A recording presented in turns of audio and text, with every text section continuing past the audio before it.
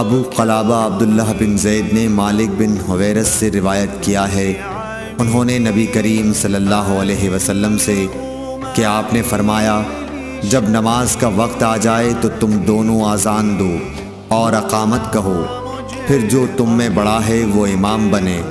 सही बुखारी हदीस नंबर 658।